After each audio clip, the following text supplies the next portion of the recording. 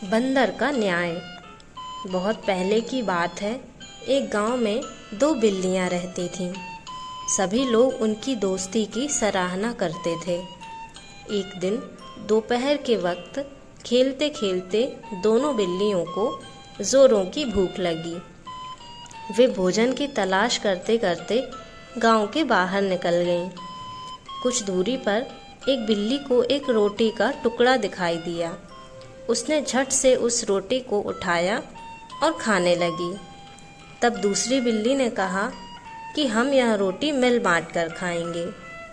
पहली बिल्ली ने रोटी के 2 टुकड़े किए तो दूसरी बिल्ली ने कहा कि तुमने मुझे छोटा टुकड़ा दिया, और बातों बातों में उनके बीच झगड़ा शुरू हो गया। एक चालाक बंदर पेड़ के ऊपर बैठकर बिल्लियों की सारी बातें सुन रहा था। वह नीचे आया और बोला, मेरे पास एक तराजू है, उससे पता चल जाएगा कि कौन सा टुकड़ा बड़ा है और कौन सा छोटा है। फिर दोनों टुकड़ों को बराबर कर देंगे। दोनों बिल्लियां बंदर की बात मान गईं। बंदर ने रोटी के दोनों टुकड़ों को तराजू में रखा और बोला, एक टुकड़ा तो बहुत बड़ा है, इसे तोड़कर बराबर कर देता हूँ। और टूटी हुई रोटी बंदर खुद खा गया। अब फिर से दोनों टुकड़े छोटे बड़े थे। जिस टुकड़े का पलड़ा भारी होता, बंदर एक एक करके उस रोटी के टुकड़े को खाता गया।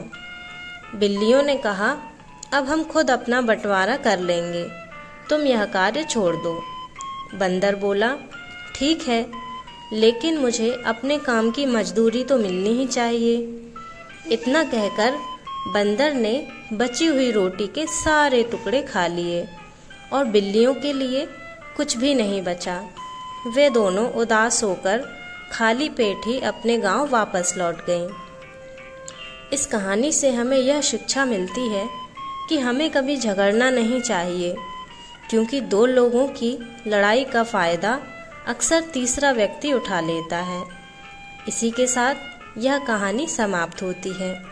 ऐसी ही और कहानियों के लिए सब्सक्राइब करें Juju kids story. Thank you for watching.